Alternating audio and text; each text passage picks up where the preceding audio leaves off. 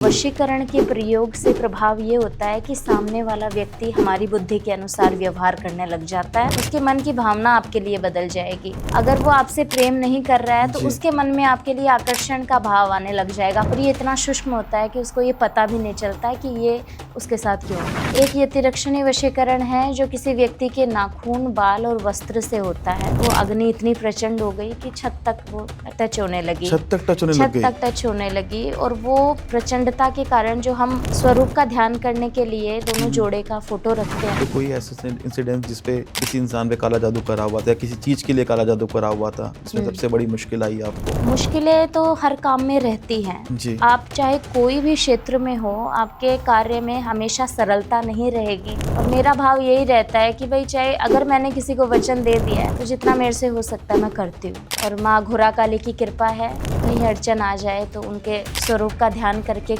अगर मैं कार्य को आगे बढ़ाऊं तो समाधान होता है। भूत के ऊंचले स्तर को हम पिशाच कह सकते हैं। और जो पिशाच होते हैं ना वो रक्त का पान करते हैं। बंगाल का काला जादू जी कि बड़ा फेमस है। बंगाल जादू तो हर जगह हो रहे, तंत्र तो हर जगह हो रहे, तो बंगाल के जादू में ऐसी क्या बात है? मतलब हर सुना कि बंगाल का जादू काट नहीं होता। एक जो सबसे ज्यादा शक्तिशाली उपाय है घर को टोने टोटके से, काले जादू से, बुरी नजर से, नकारात्मक शक्तियों से बचाने के लिए।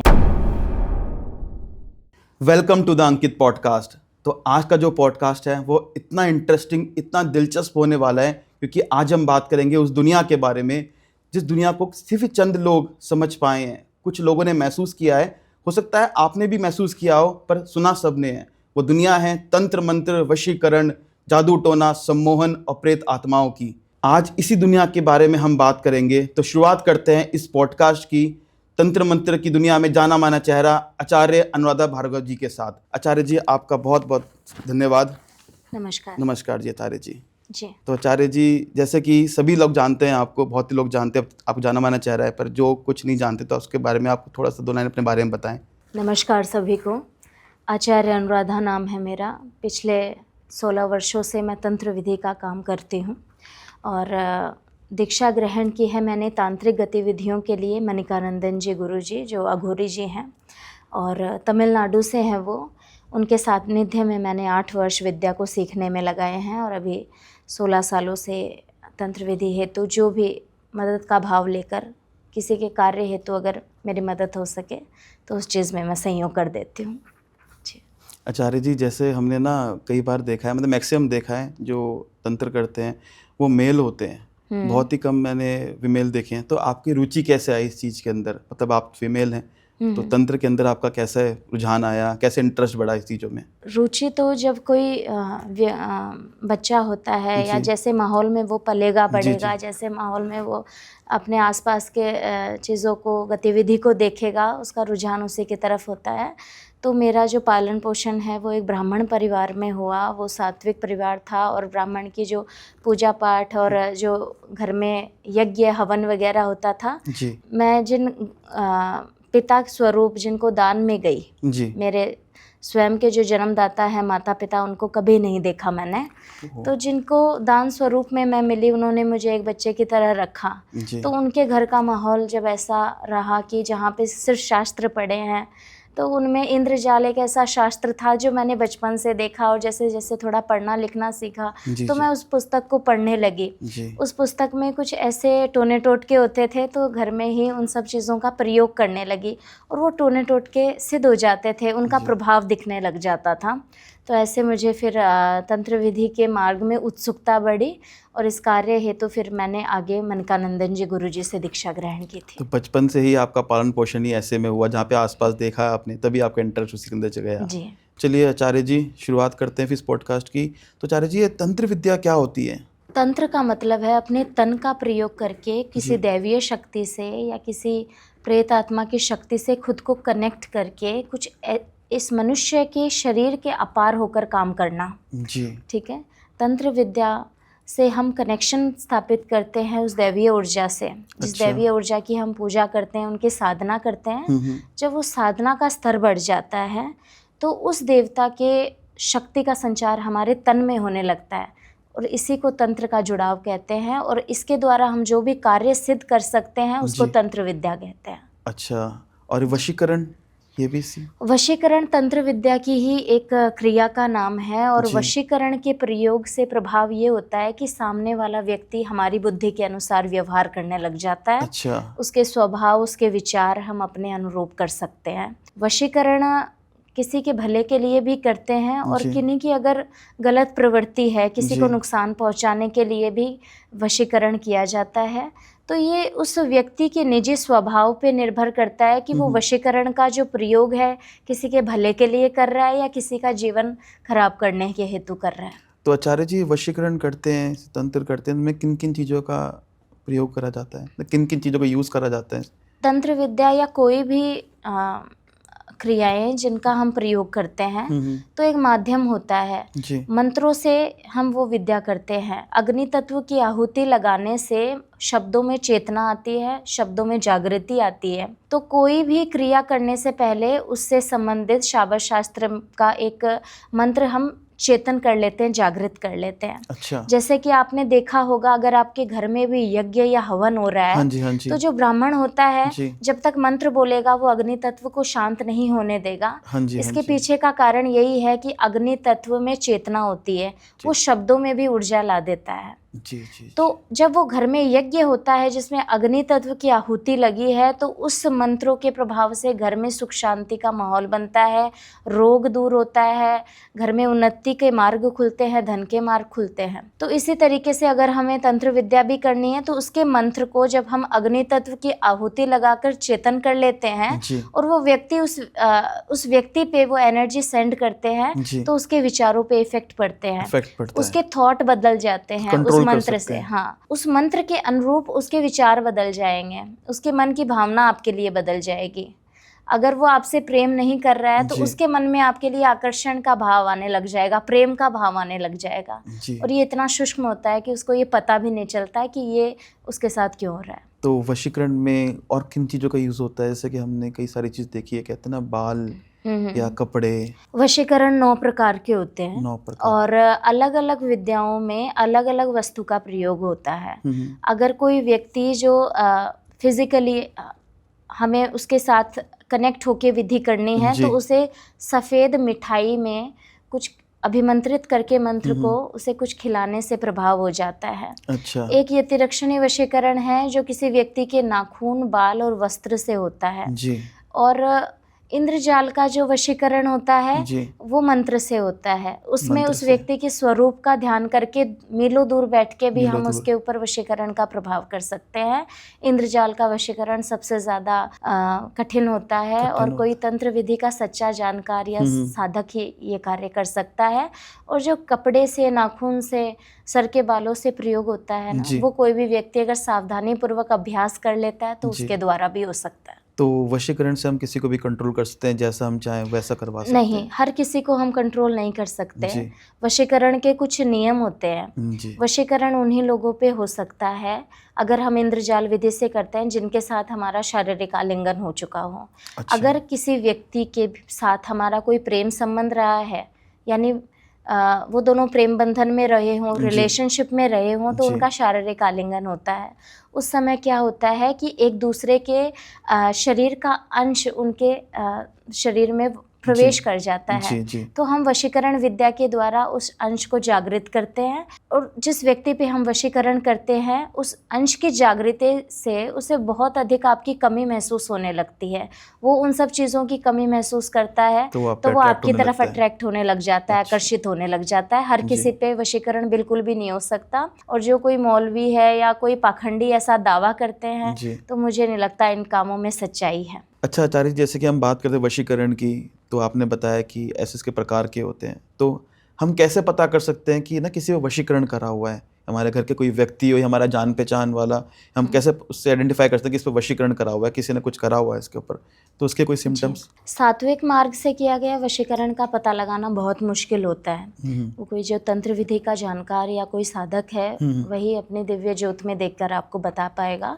और प्रेत आत्माओं के द्वारा जो वशीकरण होते हैं उनके प्रभाव से उस व्यक्ति के भीतर मानसिक और बौद्धिक स्तर उसका कम हो जाएगा। मानसिक और बौद्धिक स्तर? हाँ, उसके सोचने की क्षमता और उसका मन अस्थिर होगा, वो किसी एक चीज़ पर टिका नहीं रहेगा।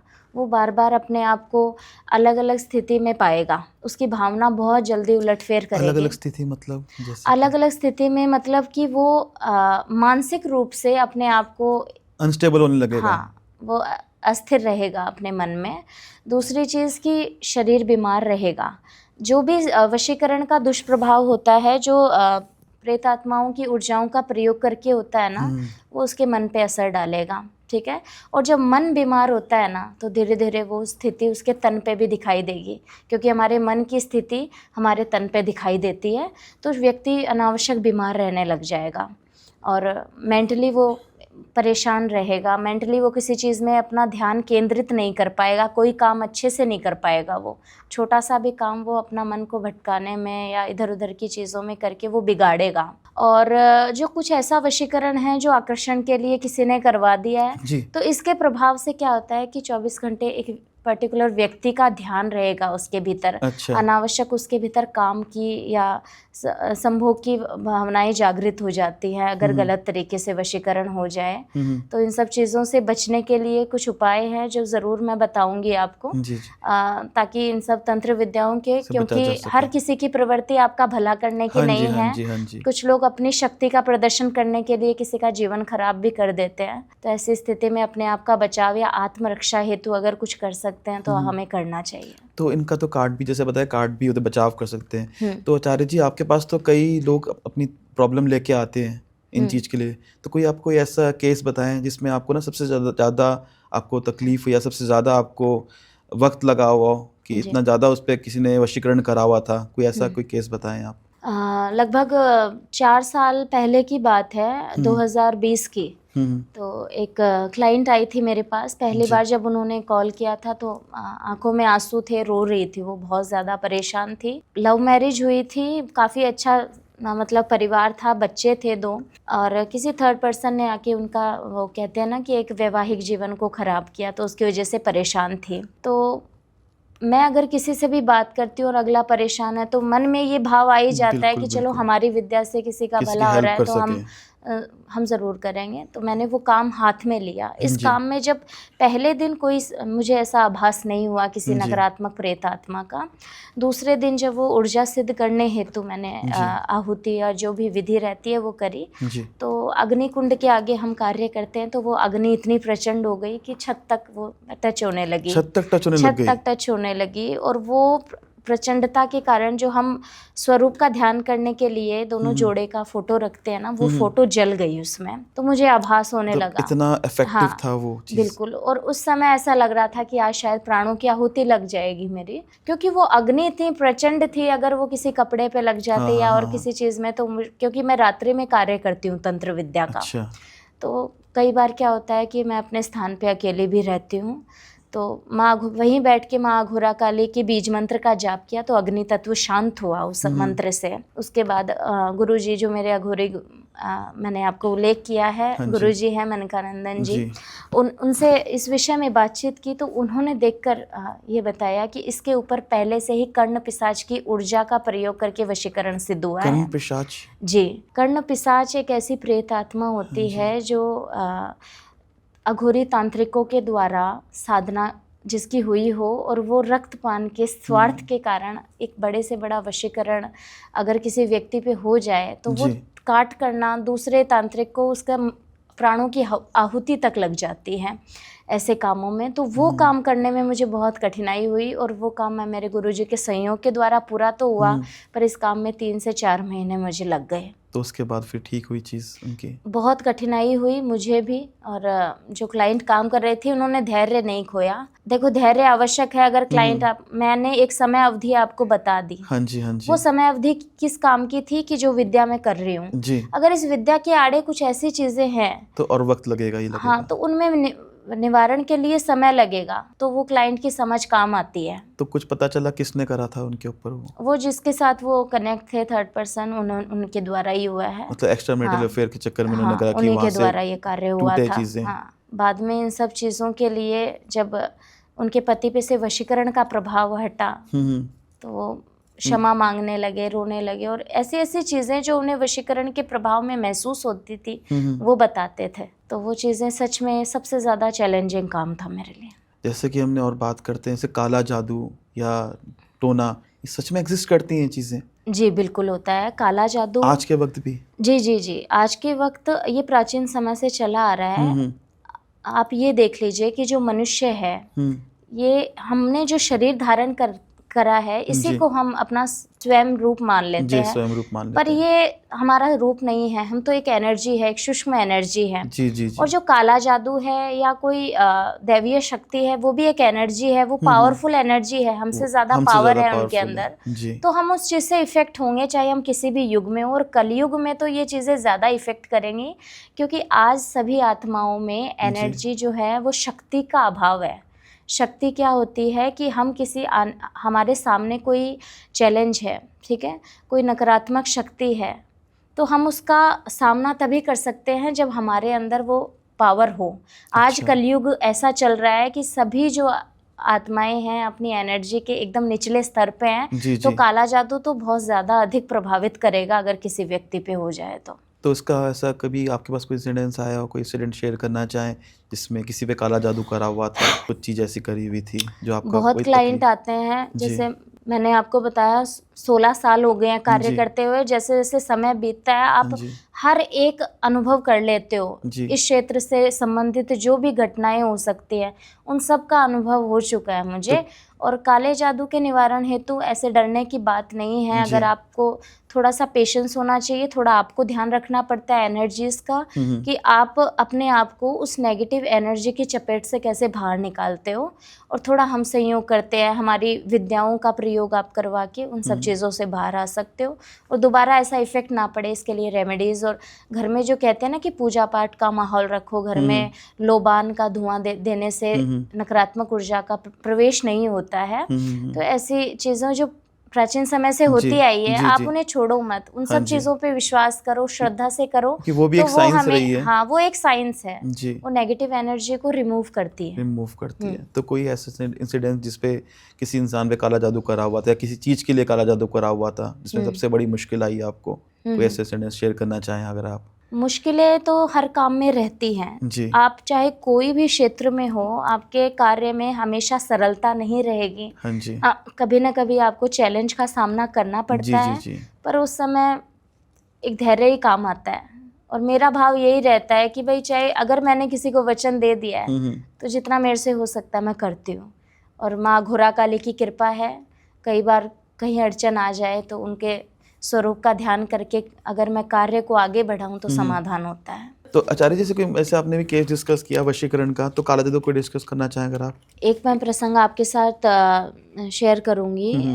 कुछ अनुभव रहा मेरा 6 महीने पहले कि कोई क्लाइंट का परिवार जो मुझे गुरु के रूप में मानता है, जी तो उनके घर में कुछ ऐसी प्रेत आत्माओं का प्रभाव हुआ और वो किसी ने करवाया था उनके जी जी। ऊपर। तो फ़ोन पे वो मुझसे बात करते रहते थे। मैंने कोई विशेष रूप से, मुझे ऐसे नहीं लगा कि कुछ चिंता की बात है। मुझे लगा कोई नज़र दोष है जो इन विधि से निवारण हो जाएगा। तो वो चीज़ें जब ठीक नहीं हुई तो मैंने उन्हें बोला कि आप हरिद्वार आ जाओ एक बार, आपके यहाँ पास? पे जहाँ हरिद्वार में मेरा आश्रम है। जी तो हरिद्वार आ जाओ, वहाँ पे कुछ उतारा वगैरह कुछ झाड़ा होगा तो मैं कर दूँगी, ठीक है, और देख लूँगी क्या दिक्कत है। नाड़ी से भी पता चल जाता है कि किस कारण ऐसा व्यवहार कर रहा है वो लड़का ना। जी रात्रि में जागता था, रात्रि में ही भोजन करता था, दिन में कुछ भी नहीं करता था, दिन में सिर्फ बैठा रहता तो था। रात को ही एक्टिव होता था हाँ, वो? रात में एक्टिव होता था ज़्यादा। जब वो ट्रेन से आने लगे हरिद्वार के लिए, तो उसका जो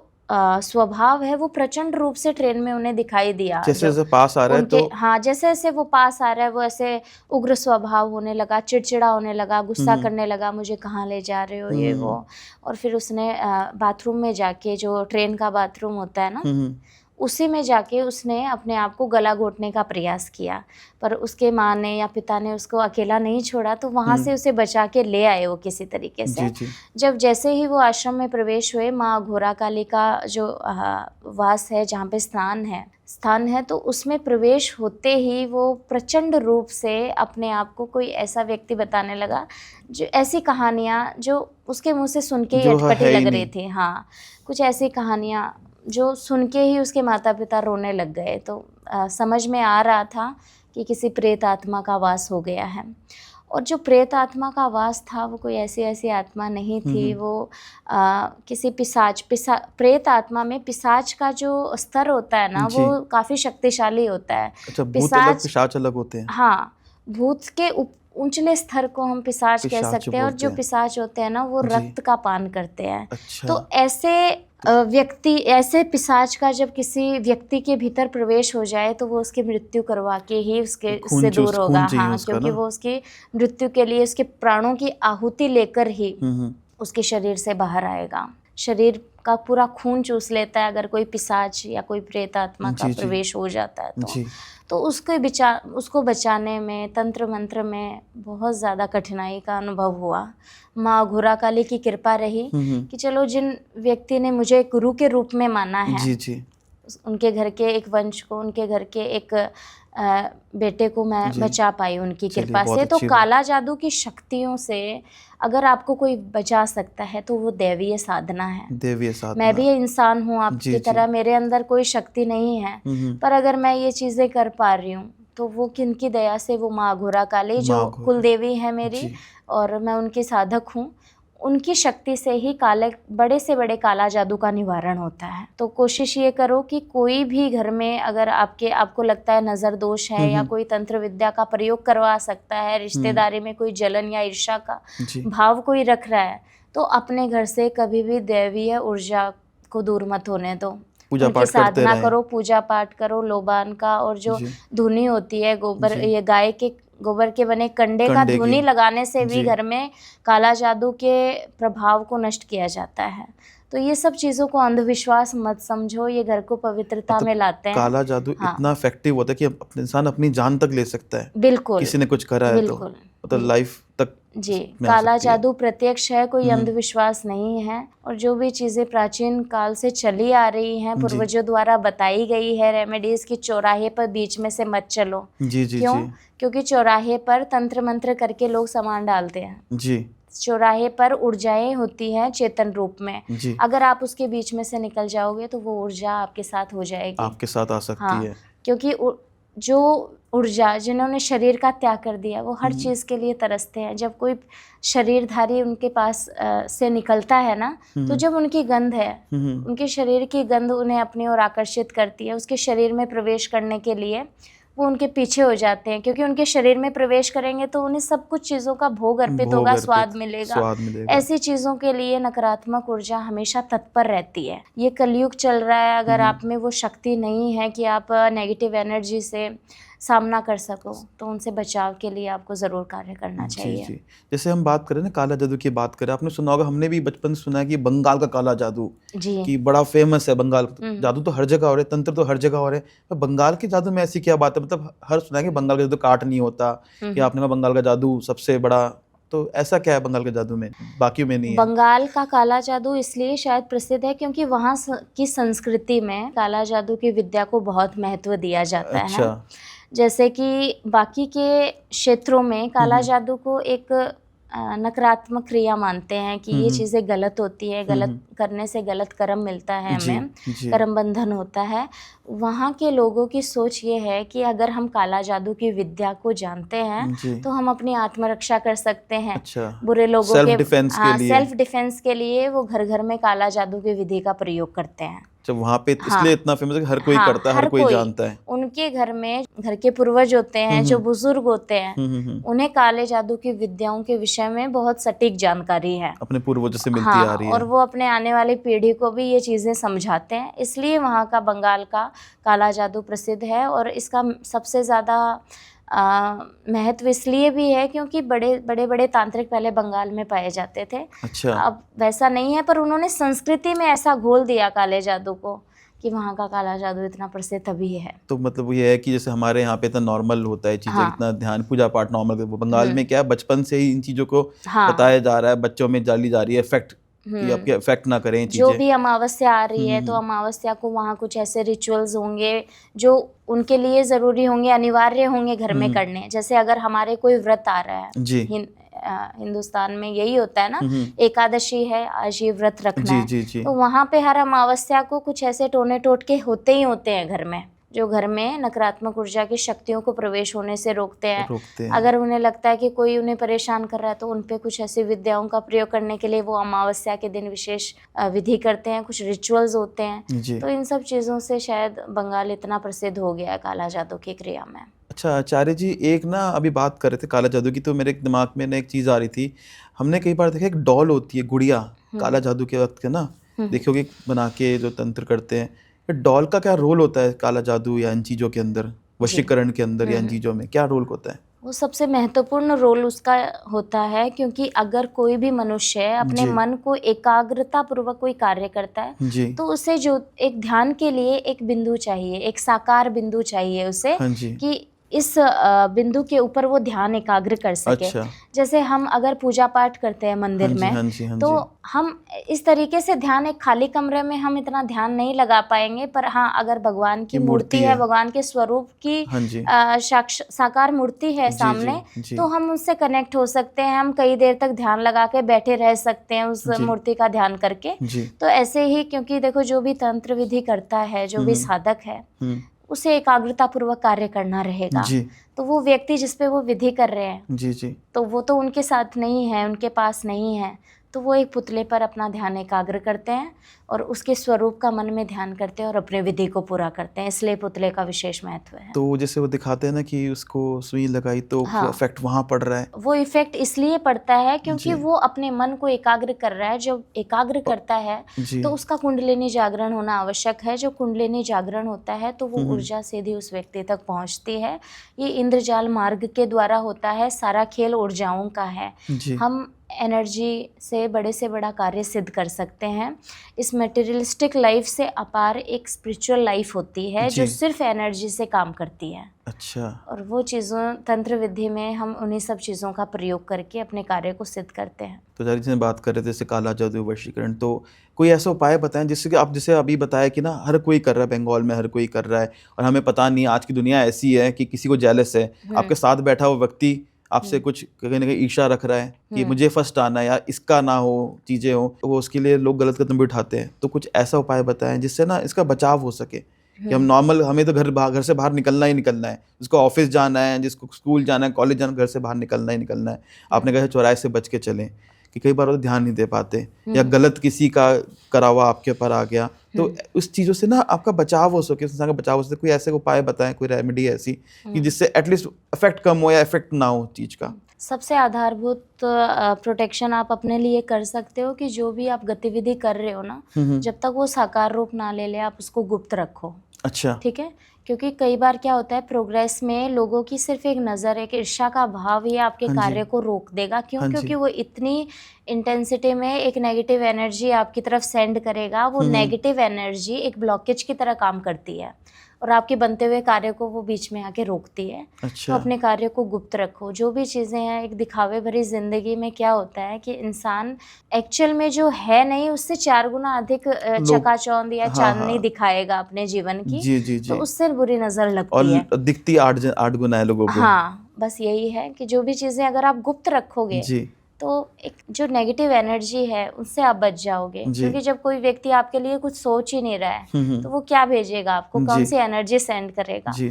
और हाँ, हर अमावस्या के दिन ये होता है कि अगर आपको लगता है कि मेरे व्यापार में कोई दिक्कत है, मेरे ऊपर कोई नज़र है, तो आप नींबू जो होता है वो 7 बार अपने ऊपर से फेर कर और उसके 4 टुकड़े करके चौराहे में चारों तरफ फेर दोगे तो वो नज़र दोष हटता है। तो ये एंटी क्लॉकवाइज उतारना है या सीधे ही उतारना है? हाँ, सीधे से घड़ी चल रही है। सीधे।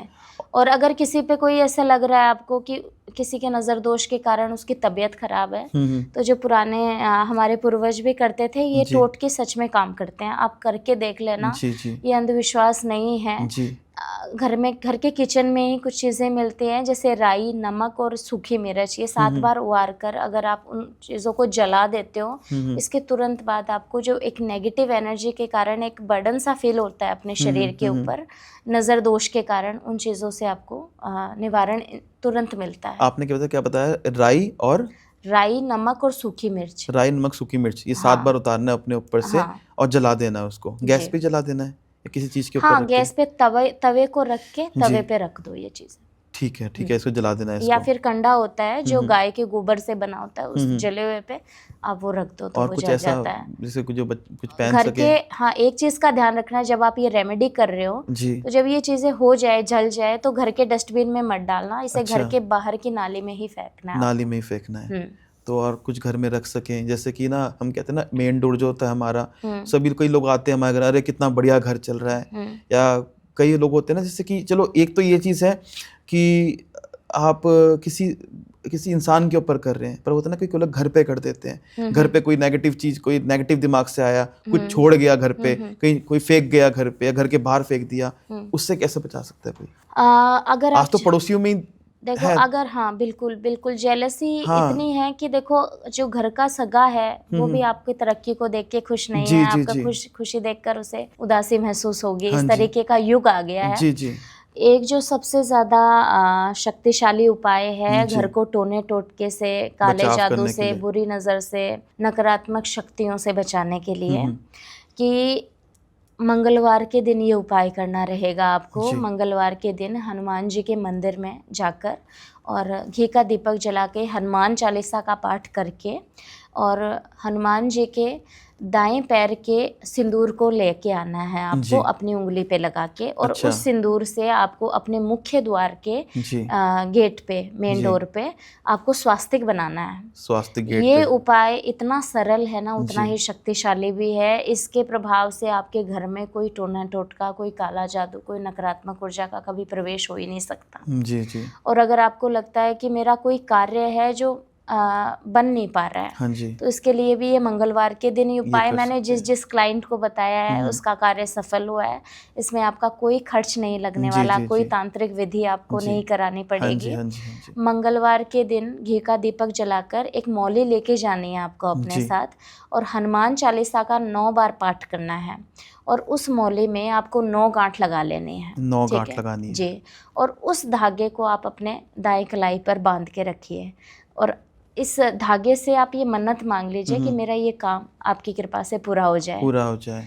ज़रूर पूरा हो जाएगा। अगले मंगलवार तक आपको प्रभाव दिखेगा। ये धागा इतना बढ़िया है, इतना पावरफुल है। इस धागे का ये ध्यान रखना कि अगर किसी की मृत्यु में अंतिम संस्कार में जा रहे हो तो वहाँ ये धागा मत लेके जाना, वो निष्क्रिय हो जाता है इसलिए। अच्छा। बस ये बहुत असरदार है, और जिनको भी बताया है उन्होंने चमत्कार महसूस किया है। तो बात तो ये हुई कि बचाव के लिए बात हुई। हम जैसे बात कर रहे हैं इस चीज़ की ना, तो बीच में ना एक चीज़ और दिमाग में आ रही थी। एक वर्ड होता है उच्चाटन और मारण।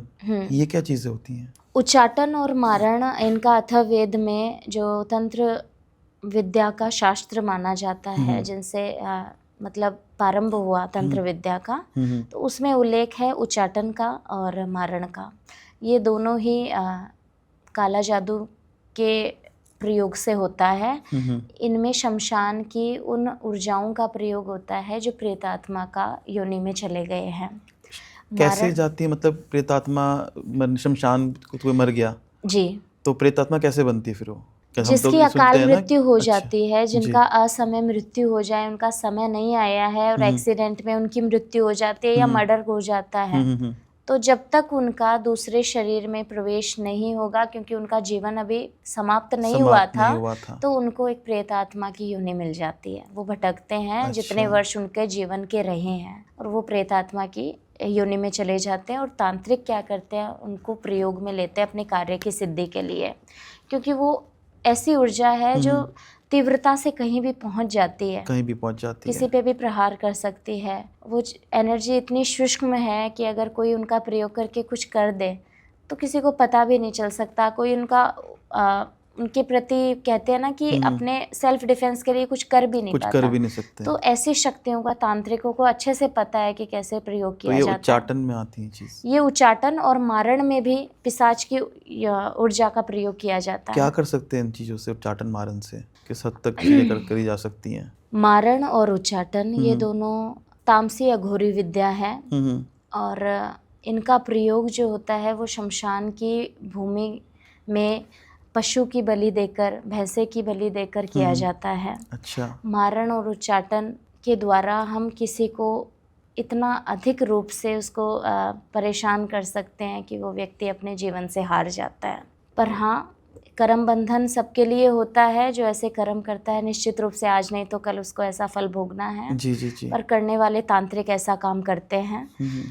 मारण विधि के लिए ये उल्लेख मिलता है अथर्ववेद में कि जिसे मारण विधि करनी है उस अघोरी तांत्रिक को शव की साधना करनी पड़ती है। शव की साधना? जी, अघोरी तांत्रिक जो होते हैं शव के ऊपर बैठकर यज्ञ करने के पश्चात जब उसे रक्त का छींटा लगाते हैं, बारंबार ये विधि होती है, तो उस शव के भीतर जो ऊर्जा है वो एक जी। पिशाच के रूप में परिवर्तित पिशाच होती के है रूप में। और उस पिशाच का जिस पे मारण विधि होनी है उसके भीतर उसका प्रवेश करवाया जाता है। 1.25 महीने के भीतर उस व्यक्ति की मृत्यु होती है जिस पे अगर किसी अघोरी तांत्रिक ने मारण विधि हेतु पिशाच की ऊर्जा को प्रवेश करवा दिया। तो तभी शायद ये कहते हैं ना कि जब तक मतलब जब शमशान ले जाते हैं बॉडी छोड़ के ही नहीं आनी चाहिए जब तक वो पूरी जल ना जाए। जी जी इसी जी। वजह से कहते हैं वो उनकी सुरक्षा और रक्षा के सुरक्षा लिए, के क्योंकि लिए। अगर हमारे घर का कोई पूर्वज है और कोई तांत्रिक के हाथ उसकी डेड बॉडी लग गई जी। तो वो अपनी सिद्धि के लिए उनका use प्रयोग कर कर सकता है। उसका जो डेड बॉडी का जो नरमुंड बच जाता है उससे अघोरी तांत्रिक विद्या होती है। उच्चाटन विधि और मारण विधि नरमुंड से होती है जो कपाल होता है, और हड्डियों का प्रयोग होता है। तो हमारे हिंदू धर्म में तो जब तक राख भी ठंडी ना हो जाए तब तक वहीं रह के उनके रिश्तेदार या उसके घर के जो भी सदस्य हैं वो ध्यान रखते हैं इन सब चीज़ों का, क्योंकि तांत्रिक गतिविधि में प्रयोग में लिया जाता है। तो आचार्य जैसे बात हुई वशीकरण की होगी, उच्चाटन मारण की बात हुई, बड़े मतलब मेरे तो ना रोंगटे से खड़े हो रहे हैं बात सुन सुन के। एक आता ना सम्मोहन, ये वशीकरण सम्मोहन क्या एक ही चीज होती है? नहीं, सम्मोहन एक आकर्षण पैदा करने के लिए एक अस्थाई मतलब टेम्परेरी होता है, वो 1.25 सालों तक तो प्रभाव रहेगा। अच्छा। और इससे आकर्षण रहता है, आकर्षण का भाव प्रबल रूप से चेतन हो जाता है। वशीकरण से हम किसी को संपूर्ण रूप से वश में कर सकते हैं। उसके बाद चाहे हम उसके साथ कैसा भी सौतेला व्यवहार करो वो इंसान आपको बदले में प्रेम ही देगा।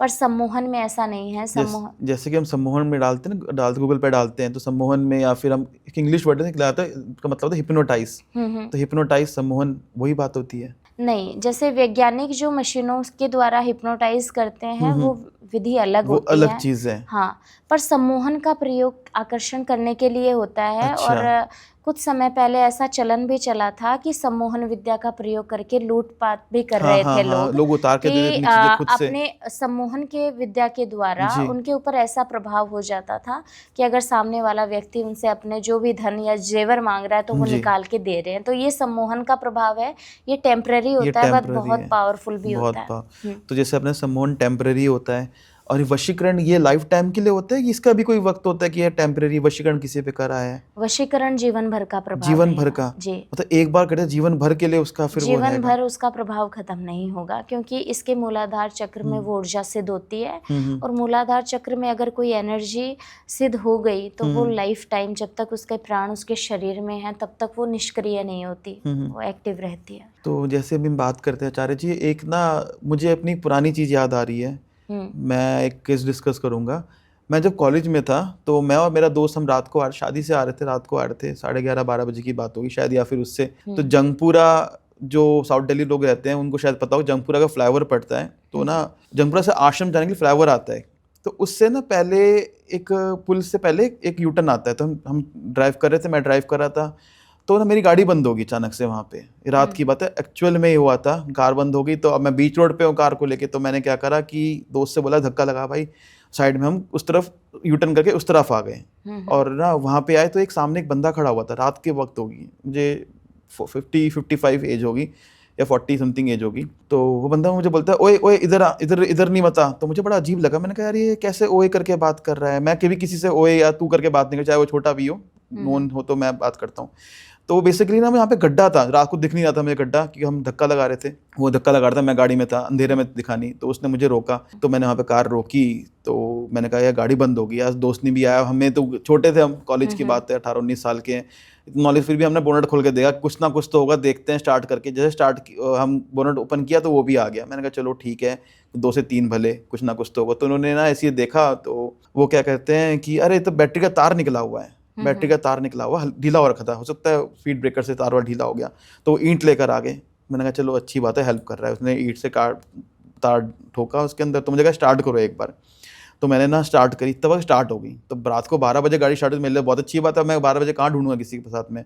तो गाड़ी टेढ़ी खड़ी हुई थी रोड पे, तो मैंने कहा कि चलो वापस घर भी जाना है। तो मैंने गाड़ी को बैक किया, तो उसने बोनट नीचे किया, दोस्त ने बोनट नीचे किया, तो मैंने गाड़ी बैक किया। तो बोला आ बैठते, पर मुझे लगा कि चलो उसको थैंक यू तो बोलते हैं, जिन भाई साहब ने मेरी चीज़ें हेल्प करी रात को 12 बजे, चलो कोई नहीं। मैंने थैंक यू बोलने के लिए देखा तो वो था ही नहीं इंसान। मतलब इस बात को ना कई वक्त हो गए, 10 साल हो गए हैं, पर मुझे आज भी ना मेरे ना गूज बम्स खड़े हो, मुझे वो लगता है कि जैसे आज सामने की बात है। मैं उस तरफ देख रहा, इस तरफ तो 9 मीटर की दीवार है, मतलब जो लोग वहाँ रहते हैं वो जानेंगे, इस तरफ 9 मीटर की दीवार है, और उस तरफ भी अच्छा पड़ा कि मतलब नहीं जा सकता। मैंने मेरे और मेरे दोस्त ने उतर के हमने देखा कि कहाँ गए वो यार, वो गए कहाँ वो, क्योंकि उधर आगे सीढ़ियाँ चढ़ने के लिए, पर वो इंसान नहीं था, वो सच में नहीं था। मतलब कोई नहीं, जब भी आप किसी सुनसान क्षेत्र में रहोगे या अपने आप को कहीं अकेला पाओगे ना, ज़रूर आपको ऐसी शक्तियों का एक आभास होगा आपको।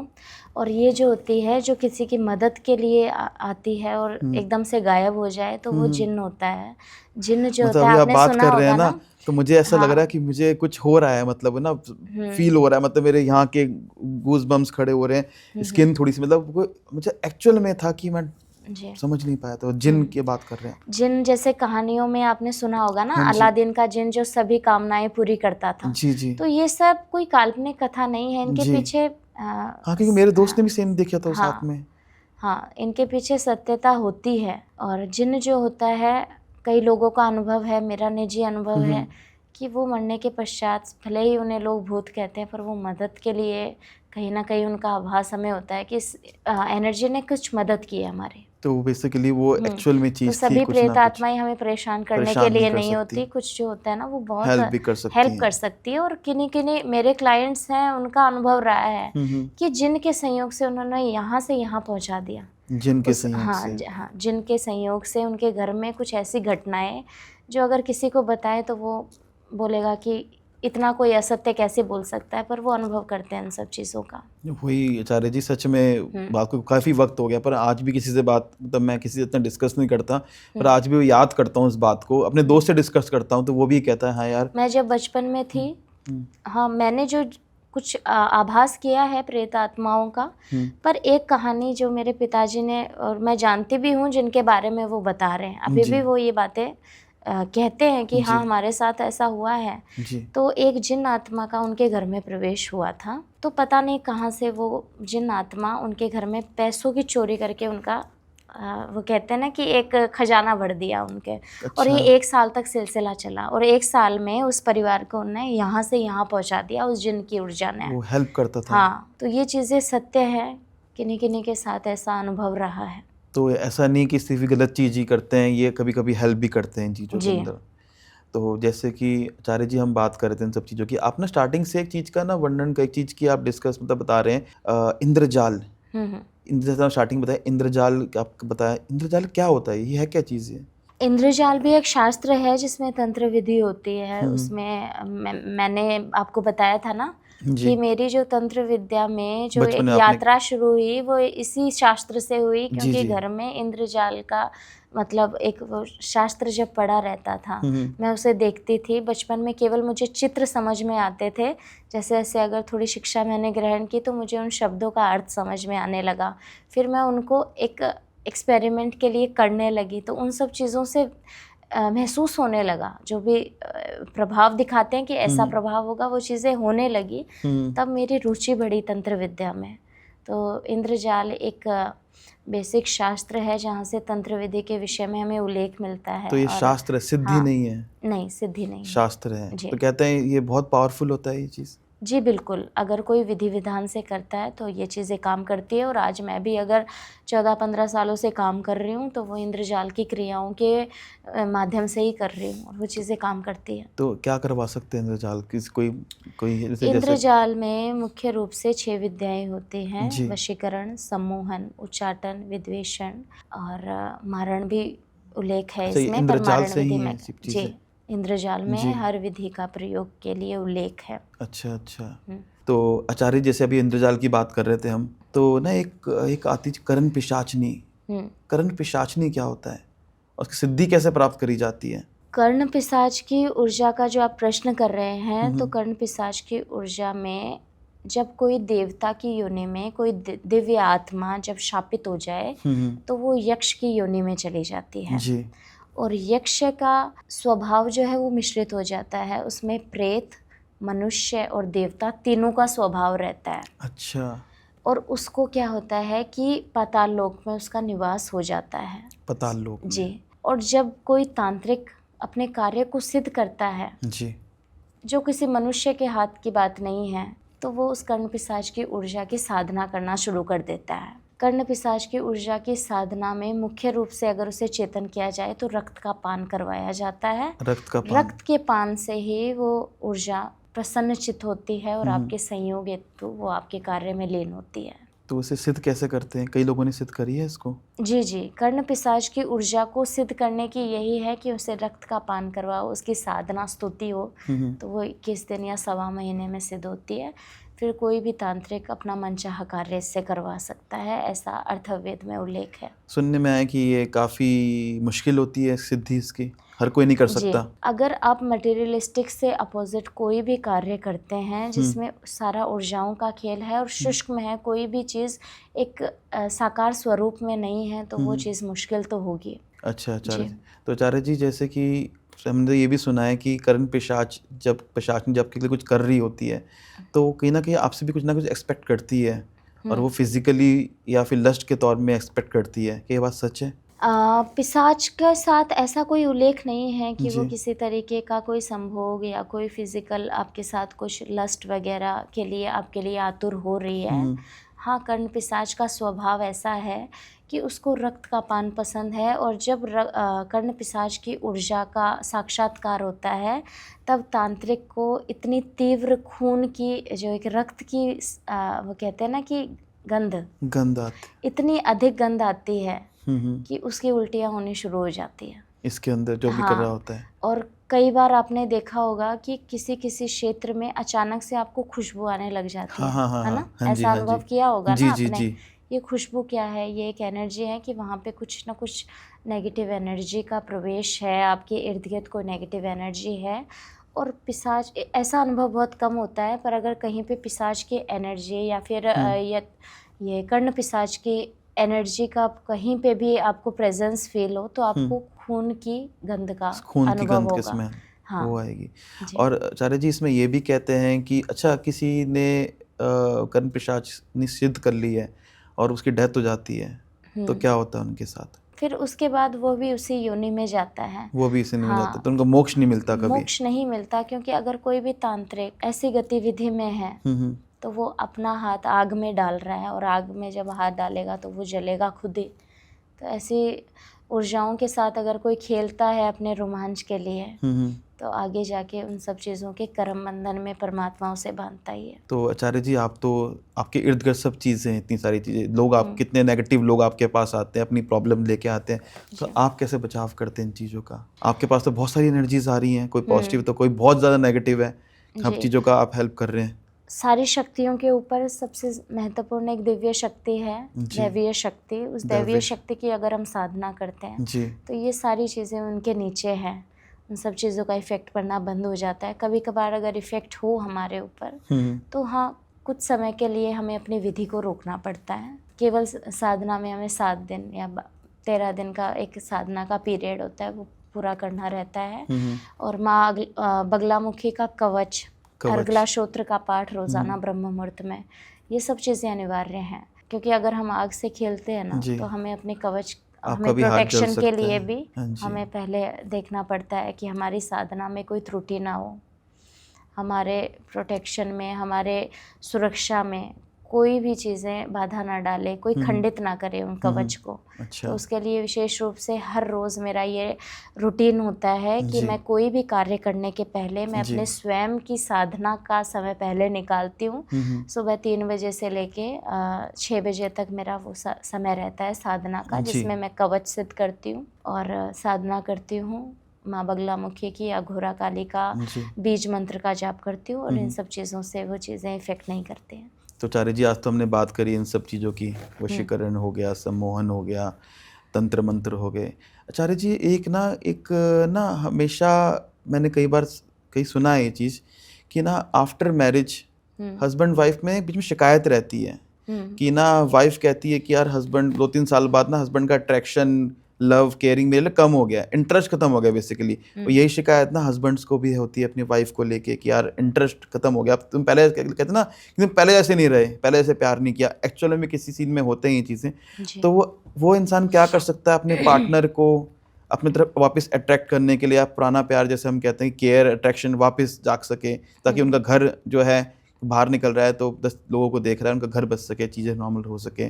तो उसमें भी कोई कुछ कर सकते हैं चीज़ों में? जी, जैसा कि आप कह रहे हैं कि पहले जैसा नहीं रहा, तो ज़रूरी नहीं है कि जो विचारधारा या जो विचार आज आपके मन में किसी व्यक्ति के लिए है, आगे जाके वही विचार हो आपके मन में। क्योंकि विचार अस्थायी होते हैं, वो हमेशा एक जैसे नहीं रहते, और इसके कारण इमोशंस, भावना भी बदल जाती है इंसान की। अगर पति पत्नी का रिश्ता है, प्रेमी प्रेमिका का रिश्ता है, तो इसमें आकर्षण हेतु जो तंत्र विधि द्वारा मैं समाधान बता सकती हूँ आपको, तो वो एक तो सम्मोहन विद्या है और मोहिनी वशीकरण विद्या है। एक जो वशीकरण जो थर्ड पर्सन को रिमूव करने के लिए हमें करना पड़ता है, यतिरक्षणी वशीकरण, वो बहुत पावरफुल होता है। और इस वशीकरण के बाद जिस व्यक्ति पे आप ये विधि करवा रहे हो, ज़रूरी ये है कि उसका आपके साथ एक वैवाहिक संबंध हो, पति पत्नी का रिश्ता हो, तभी ये विधि काम आती है। तो कोई छोटी सी रेमेडी जिसको कोई कर सके अपने नॉर्मल अपने हस्बैंड के लिए, अपनी वाइफ के लिए?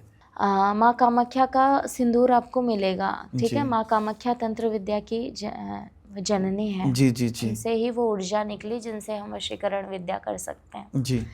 तो माँ कामाख्या में एक ऐसा आप कह सकते हो पर्वत है जहाँ जो लाल है, रक्त से लाल पर्वत। जी, क्योंकि माँ जो कामाख्या है, उनका जब वो मासिक चक्र आता है ना, उनसे वहाँ की जो भी चीज़ें हैं वो एक लाल रक्त के स्वरूप में हो जाती है। तो उस पहाड़ के एक छोटे से अंश को अगर आप घिसकर अपने मांग में सिंदूर अर्पित करो, और उन्हीं के माँ कामाख्या का वशीकरण बीज मंत्र है, उसका जाप करके आप उसे अभिमंत्रित कर लो। क्या वो आप मंत्र बता पाएंगे? वो मंत्र मैं ऐसे नहीं दे सकती। वो मंत्र आप जिसके लिए जागृत होता है वो एक दीक्षा के स्वरूप में दिया जाता है उसको। अगर आपको वो मंत्र चाहिए तो पहले कुछ विशेष विधि है जो आपको करनी पड़ेगी। ठीक है। जब आप उस मंत्र के लिए कहते हैं ना कि एक योग्य हो जाओगे, तब वो मंत्र मैं आपको दे सकती हूँ। क्योंकि गुरु के द्वारा अगर आप कोई मंत्र लेते हो तो वो एक दीक्षा होती है जी। तो इसके लिए आपको कुछ चीज़ों का पालन करना पड़ेगा। वो 10 से 9 दिन की विधि होती है जो आपको करनी रहेगी, उसके बाद वो मंत्र आप ले सकते हो। तो जैसे आचार्य जी आपने बताया कि कामाख्या माँ का सिंदूर ये कहीं भी मिल जाता है? जी, वो कामाख्या में ही मिलेगा आपको। वहाँ के जो लोकल बाजार होता है वहाँ पे आपको काम्या सिंदूर नाम से मिल जाएगा। अच्छा, तो उसको आप लगाएं। उसको आप अभिमंत्रित करके अगर आप घर में लाते हैं और उसका प्रयोग करते हैं, एक मंत्र के साथ उसे अभिमंत्रित करना रहता है, और किसी गुरु की दीक्षा के द्वारा वो मंत्र आप पा सकते हैं। ठीक है। तो विवाह में कभी कोई दिक्कत नहीं आएगी। आपका जो हस्बैंड है वो किसी और पे अट्रैक्ट नहीं होगा। इसी चीज़ से एक क्वेश्चन और आता है दिमाग में ना मेरे ना, कि कई बार ऐसा देखा गया ना कि कुछ आदमी होते हैं, हस्बैंड्स होते हैं, वो ड्रिंक करने लगते हैं, नशा करने लगते हैं, घर के बच्चे ड्रिंक करने लगते हैं, तो और फाइनेंशियली क्राइसिस होने के बाद भी वो घर आके ड्रिंक करके आते हैं, घर में झगड़ा करते हैं, सिर्फ घर का चीज़ें ख़राब होती, फोकस ख़राब होता है, फाइनेंशियल भी दिक्कत आती है, आगे बढ़ नहीं पाता। तो कोई ऐसा उपाय या ऐसी कोई रेमेडी जिसको हमारी बहनें या माताएं कर सके अपने पतियों के लिए, अपने बच्चों के लिए, ताकि उनका चीज़ें नॉर्मल रहें, उनकी चीज़ें छूट जाएं, जो उनके हस्बैंड हैं, उनकी बच्चे हैं, कोई ऐसी रेमेडी कोई? जी, 5 मुखी रुद्राक्ष में ऐसी शक्ति है कि अगर आप इसका प्रयोग करो तो एक क्लाइंट था मेरा, तो उसका ड्रग्स की एडिक्शन थी उसको, तो वो लत भी उसकी 2 मुखी रुद्राक्ष के इस प्रयोग से छुट्टी है। आपको करना यही है कि 2 मुखी रुद्राक्ष को आपको लाना है घर में, और उसकी विधिवत पूजा होती है पहले। ठीक है। 2 मुखी रुद्राक्ष? जी जी। 5 मुखी और 2 मुखी कोई भी कर सकते हैं। अच्छा। और उसकी पूजा के बाद एक तांबे के कलश में आप वो डुबो के रख दो। अच्छा। और 21 दिन तक वो पानी, वो जल आपको उनको देना है, जिनको कोई भी लत है तो निश्चित रूप से आपको वो लत छूट जाएगी नशे की। आचार्य जी, ये बात हुई इन सब चीज़ों की, एक आखिरी क्वेश्चन पूछना चाहूँगा कि जो बिजनेसमैन है या फिर जो जॉब कर रहे हैं वो मनी के लिए कुछ ऐसा उपाय कर सकते हैं, मनी अट्रैक्ट करने के लिए अपने ऊपर? कि आज तो हर चीज़ पैसों के लिए चल रही है, कोई किसी के लिए कर भी रहा है या कोई किसी के ना भी करे तो पैसों के लिए ही चीज़ें, पैसा बहुत बलवान है आज तारीख में, तो कोई ऐसा चीज़ है कि मनी अट्रैक्ट कर सके? धन प्राप्ति के लिए सबसे ज़्यादा शक्तिशाली उपाय मैं तंत्र विधि में ही बताऊंगी आपको, कि जो बिल्ली की जेर होती है जो प्रसव के बाद उसके शरीर से हाँ निकलती जी, हाँ है, जी, हाँ जी, ये दुर्लभ होती है, जी। तो आपको उसे छुपानी पड़ेगी बिल्ली जी। से, नहीं तो वो खा जाती है अपने जेर को। उसको छुपा के लाल कपड़े में रख दीजिए, आप लपेट के उसे सूखने दीजिए सूखने 13-14 दिनों तक। ओके। इसके बाद उसे जल से धोकर, ठीक है, 13-14 दिनों के बाद जब वो बिल्ली की जेर सूख जाए जी, तो आपको सिंदूर की डब्बी में जी। उसको डालना है, और वो अच्छा। डब्बी चांदी की हो तो सबसे उत्तम है। उसको आप अच्छा। अपने जहाँ पे आप धन रखते हैं, तिजोरी है घर की, जी। वहाँ रख दीजिए, आपको कभी जी। धन की कमी नहीं होगी। चलिए, तो बहुत अच्छा उपाय बताया। जी दुर्लभ है पर इफेक्टिव कैसे आपने बताया, बहुत जी है। बहुत। हाँ, तो आचार्य जी बहुत बहुत अच्छा लगा आप आए और बहुत आपने बहुत नॉलेजेबल चीज़ें बताई इन सब चीज़ों के बारे में। काफ़ी इन्होंने आपने बताया भी कि कैसे बचाव करा जा सके और किन चीज़ों का ध्यान रख सके। बहुत बहुत धन्यवाद आपका, बहुत बहुत आपका धन्यवाद चीज़ के लिए।